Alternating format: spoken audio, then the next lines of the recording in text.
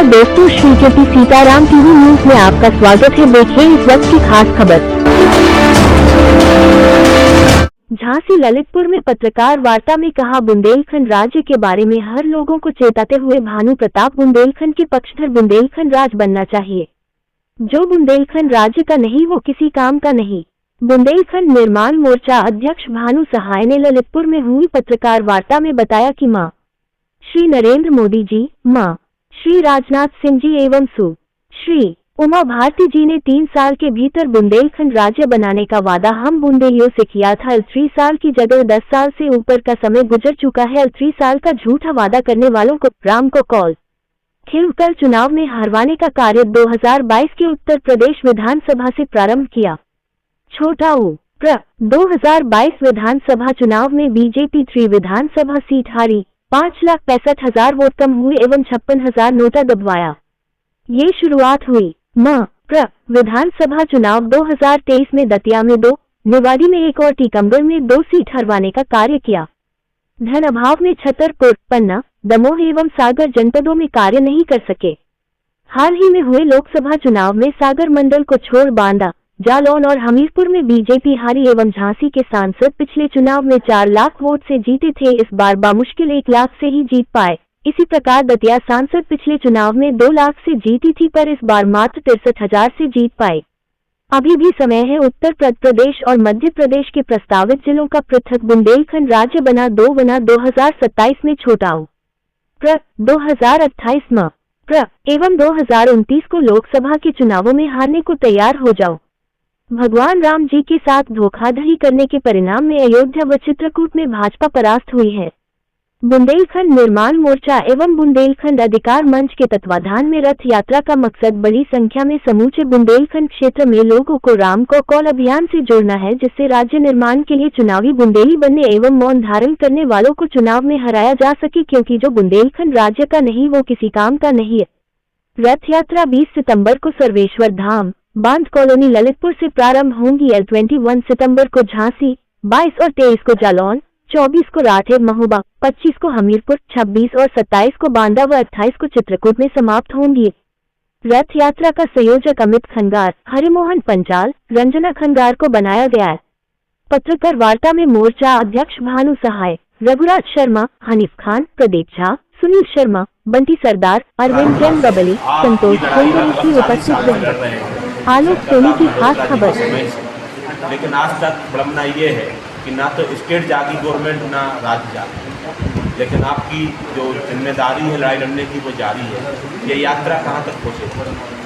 देखिए, ये जो यात्रा हम निकाल रहे हैं, इसके पहले हम लोगों ने एक अभियान शुरू किया था झांसी में कि तुम्हें राम को कॉल, तुम्हें राम को कॉल। जिन्होंने बुंदेलखंड राज निर्माण 3 साल के भीतर कराने का वादा किया था और अपने वादे से मुकर गए, आज 10 साल होने आ गए उनके वादे के, तो उन्हें हरा।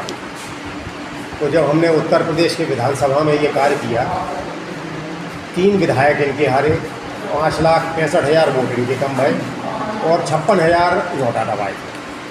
फिर आया मध्य प्रदेश का चुनाव। मध्य प्रदेश में 5 विधायक इनके हारे, हमारे टीकमगढ़, निवाड़ी और दतिया में। आगे हमारे पास धन अभाव था, हम नहीं जा पाए कार्य करने।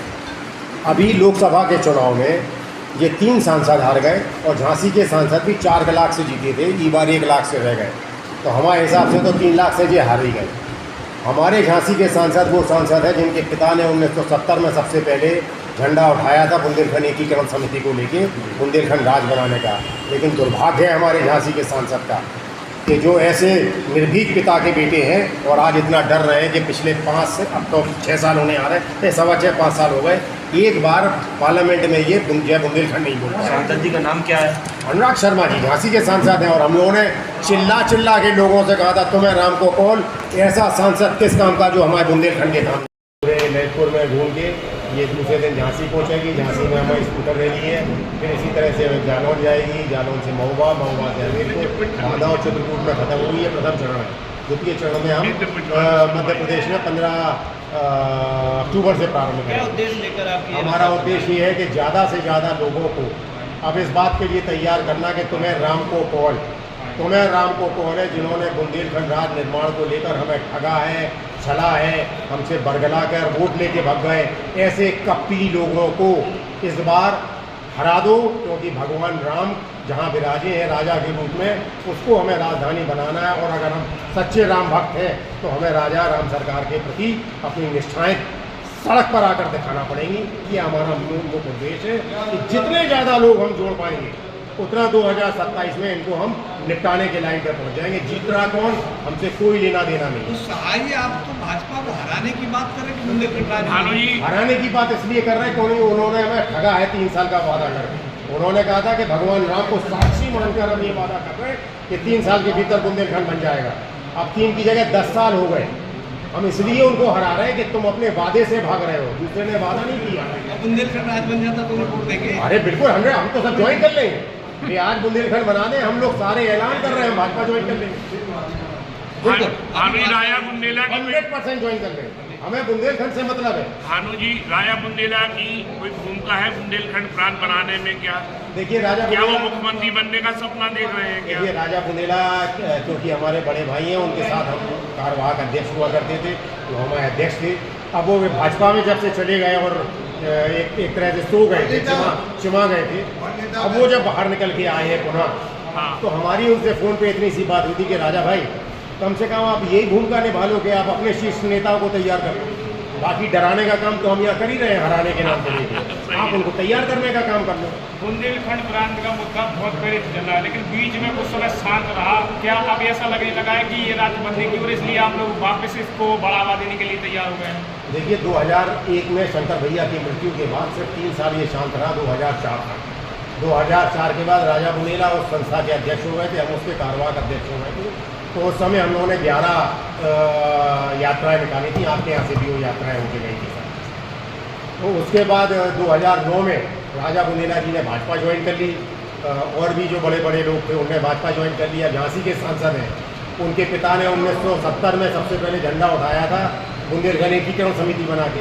धिक्कार है उनके लड़के पर के अपने पिता की भावनाओं को पूरा नहीं कर पा रहे। ऐसा पूत किस काम का जो अपने पिता की भावनाओं को पूरा नहीं कर रहा है। हम लोगों ने इस बार पूरा जतन किया कि वो भी हार जाएं। दुर्भाग्य रहा हमारा कि 1 लाख वोट से मात्र जीत पाए, 3 लाख वोट से कोई हमने उन्हें हरा लिया। कोई पिछली बार 4 लाख वोट से जीते थे। इससे पहले उमा भारती जुड़ी रही, लेकिन अब वर्तमान में उमा भारती जी पलायन कर गई हैं, और अब उनको आप भूल जाओ। अब आप करंट रह नहीं गया, आप करंट नहीं रहे।